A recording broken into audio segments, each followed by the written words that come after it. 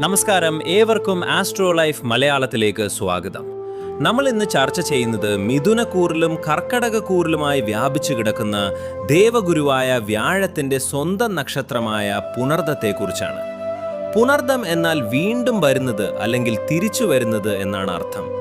കഴിഞ്ഞ കുറച്ചു കാലമായി ജീവിതത്തിൽ തളർച്ചയും പരാജയങ്ങളും അനുഭവിച്ച പുണർദം നക്ഷത്രക്കാർക്ക് 2026 വിഷു സംക്രമം ഒരു പുനർജന്മം പോലെയായിരിക്കും. നഷ്ടപ്പെട്ട ഭാഗ്യങ്ങൾ എങ്ങനെയാണ് നിങ്ങളെ തേടിയെത്തുന്നത് എന്ന് നമുക്ക് വിശദമായി നോക്കാം. പുണർദം നക്ഷത്രത്തിന്റെ ചിഹ്നം അമ്പ് നിറച്ച ഭാണ്ഡമാണ്. എത്ര പരാജയപ്പെട്ടാലും വീണ്ടും പോരാടാനുള്ള ഊർജം ഇവർക്കുണ്ടാകും. 2026 നിങ്ങളുടെ നക്ഷത്രനാഥനായ വ്യാഴം അനുകൂലമായ സ്ഥാനത്തേക്ക് മാറുന്നതോടെ തടസ്സങ്ങൾ ഓരോന്നായി നീങ്ങും. ശനിദോഷത്തിന്റെ കാഠിന്യം കുറയുന്നതും നിങ്ങൾക്ക് വലിയ ആശ്വാസമാകും. ആത്മവിശ്വാസത്തോടെ പുതിയ കാര്യങ്ങൾ തുടങ്ങാൻ പറ്റിയ സമയമാണിത്. തൊഴിൽ രംഗത്ത് വലിയ കുതിച്ചുചാട്ടം ഈ വർഷം പ്രതീക്ഷിക്കാം.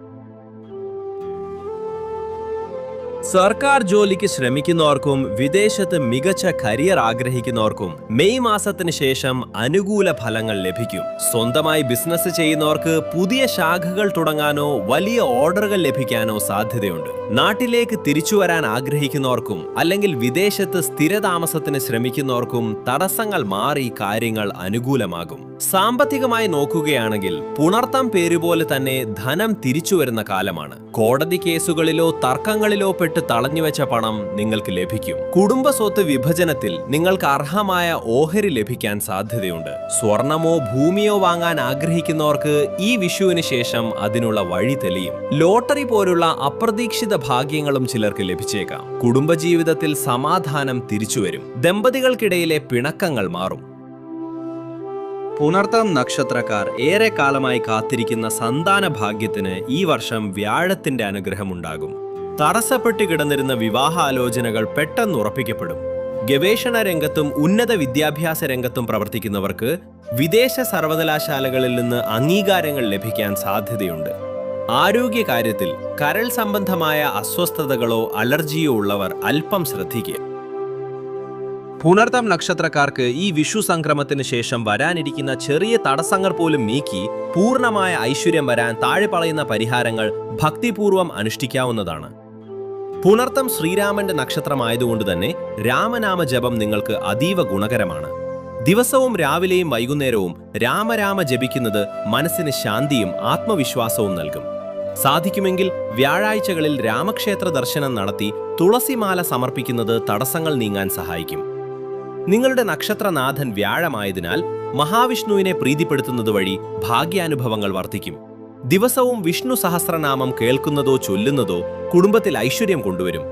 വ്യാഴാഴ്ചകളിൽ വിഷ്ണുവിന് പുരുഷ സൂക്ത പുഷ്പാഞ്ജലി നടത്തുന്നത് തൊഴിൽ തടസ്സങ്ങൾ മാറാൻ ഉത്തമമാണ്.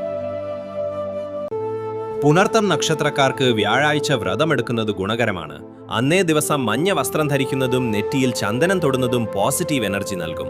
സസ്യാഹാരം മാത്രം കഴിക്കുകയും ലഹരി പദാർത്ഥങ്ങൾ പൂർണ്ണമായും ഒഴിവാക്കുകയും വേണം. വ്യാഴത്തിന്റെ ദോഷങ്ങൾ മാറാൻ മഞ്ഞ നിറത്തിലുള്ള വസ്തുക്കൾ ദാനം ചെയ്യുന്നത് നല്ലതാണ്. മഞ്ഞ വസ്ത്രം, കടലപ്പടിപ്പ്, മഞ്ഞപ്പഴം എന്നിവ അശരണർക്കോ ക്ഷേത്രത്തിലോ നൽകുന്നത് വഴി ഗ്രഹദോഷങ്ങൾ അകലും. കൂടാതെ പാവപ്പെട്ട വിദ്യാർത്ഥികൾക്ക് പഠന സംബന്ധമായ സഹായങ്ങൾ നൽകുന്നത് പുണർത്തം നക്ഷത്രക്കാർക്ക് വലിയ പുണ്യം നൽകുന്ന ഒന്നാണ്. മന്ത്രജപം ദിവസവും കുളി കഴിഞ്ഞ് 108 തവണ ഓം നമോ നാരായണായ എന്നോ അല്ലെങ്കിൽ വ്യാഴത്തിന്റെ മന്ത്രമായ ഓം ബൃഹസ്പതയെ നമഃ എന്നോ ജപിക്കുന്നത് നിങ്ങളുടെ ചിന്തകളെ ശുദ്ധീകരിക്കാനും ശരിയായ തീരുമാനങ്ങൾ എടുക്കാനും സഹായിക്കും. അപ്പോൾ പുണർത്തം നക്ഷത്രക്കാരെ സംബന്ധിച്ചിടത്തോളം 2026 വിഷു സംക്രമം ഒരു വലിയ തിരിച്ചുവരവിന്റെ തുടക്കമാണ്. നഷ്ടപ്പെട്ട ഭാഗ്യങ്ങളും സമാധാനവും നിങ്ങളെ തേടിയെത്തുന്ന ഈ കാലഘട്ടത്തിൽ ആത്മവിശ്വാസത്തോടെ മുന്നോട്ട് നീങ്ങുക. നമ്മൾ ഈ വീഡിയോയിൽ പറഞ്ഞ പരിഹാരങ്ങൾ ഭക്തിപൂർവ്വം അനുഷ്ഠിക്കാൻ പ്രത്യേകം ശ്രദ്ധിക്കുമല്ലോ. ഈ വീഡിയോ നിങ്ങൾക്ക് പ്രയോജനപ്പെട്ടുവെങ്കിൽ ദയവായി ലൈക്ക് ചെയ്യുക.